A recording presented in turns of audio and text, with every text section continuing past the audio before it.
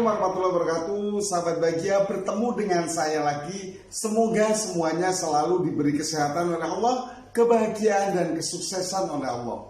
Sahabat bahagia, kemarin saya di video sebelumnya telah membahas bagaimana mengenal yang namanya parenting. Nah, pada saat ini adalah sedikit kelanjutannya sebelum kita bagaimana berkomunikasi pada anak-anak kita di masa kanak-kanak. Sahabat bahagia, kita sebelumnya harus mengenal jenis-jenis pikiran yang bisa mengendalikan perilaku manusia pada saat dewasa. Nah, ini biasanya didapat pada saat masa kanak-kanak. Nah, perilaku atau pikiran apa yang bisa mengendalikan perilaku manusia? Satu, yaitu dinamakan conscious mind atau disebut dengan pikiran sadar. Nah, conscious mind ini adalah pikiran sadar. Yang kedua adalah pre-conscious mind atau pikiran prasadar. Yang ketiga adalah unconscious mind atau disebut juga pikiran bawah sadar. Nah, kalau kita buat peta seperti ada di gunung es, ya, jadi ada gambaran di gunung es, ada muncul sedikit di lautan gunung es itu, di mana yang sedikit muncul di lautan itu adalah pikiran sadar kita atau disebut dengan conscious mind. Jadi pikiran sadar itu cuma 12% yang berpengaruh terhadap perilaku manusia, sedangkan sisanya yaitu pre-conscious mind dan unconscious mind itu adalah 88%. Jadi 88% perilaku manusia itu dipengaruhi oleh pikiran, antara pikiran prasadar dan sampai pikiran bawah sadar. Nah, ini kita harus mengerti dulu. Jadi pikiran apa saja yang bisa mempengaruhi atau mengendalikan perilaku manusia itu?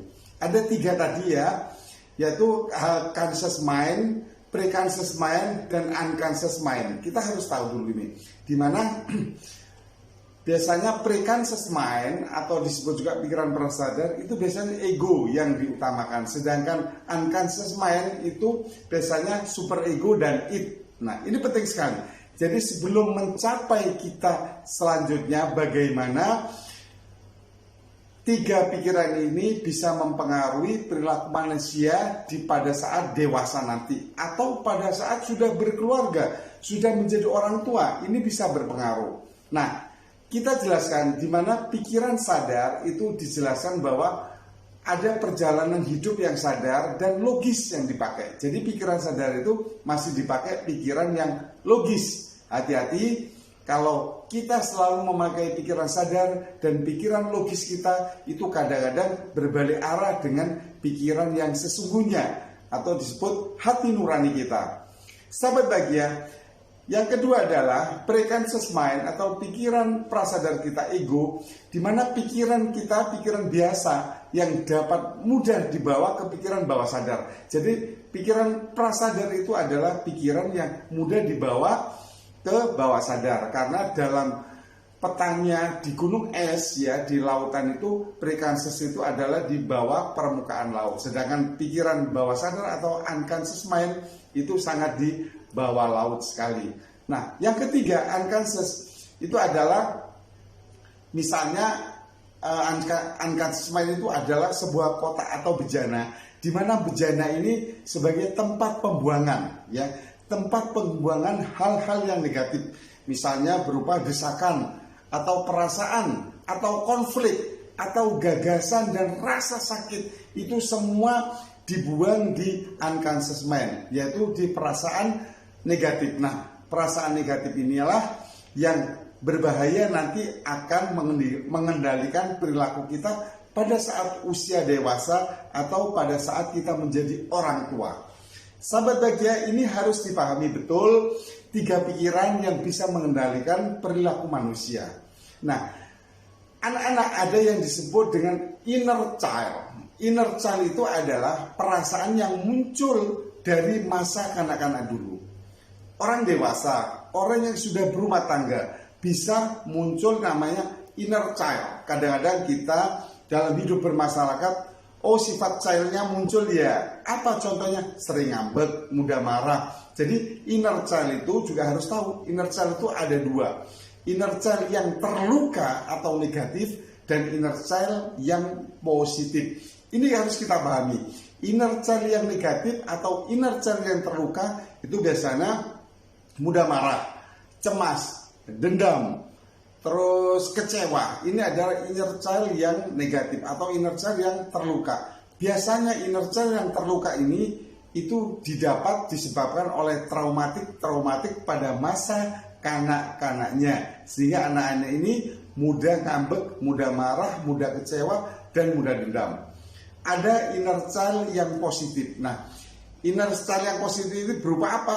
Gembira, rasa bahagia, anak menjadi kreatif, periang, dan bisa bijaksana. Ini ada inner child yang positif. Jadi kita harus bisa memahami inner child ini baik yang terluka maupun inner child yang positif. Ini bisa mempengaruhi perilaku kita pada waktu dewasa dan juga pada waktu menjadi orang tua. Hati-hati, sahabat bahagia.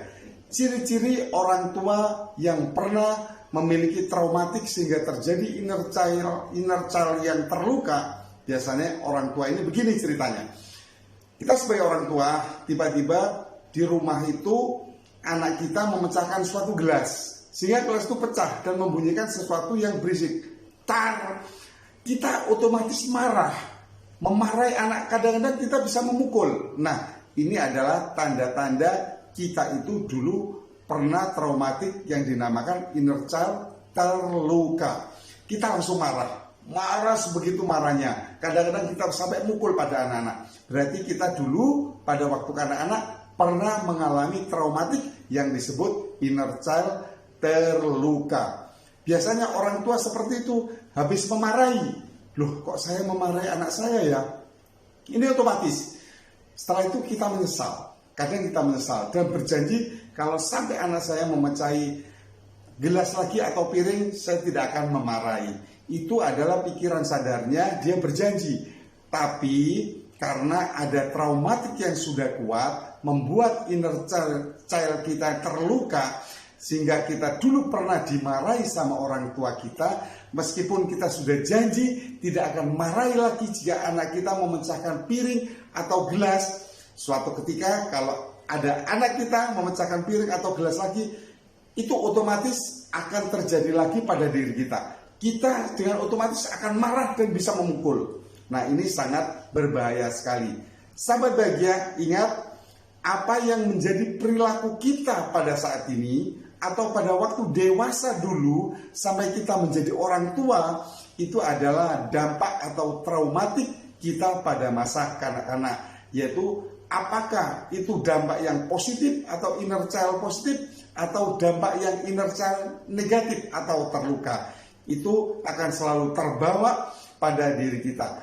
Jangan sampai anak-anak kita didik menjadi orang-orang yang memiliki inner child yang negatif sampai dewasa dan di usia tua atau nanti pada waktu sudah punya anak, punya cucu, mempunyai perilaku sifat yang sangat negatif.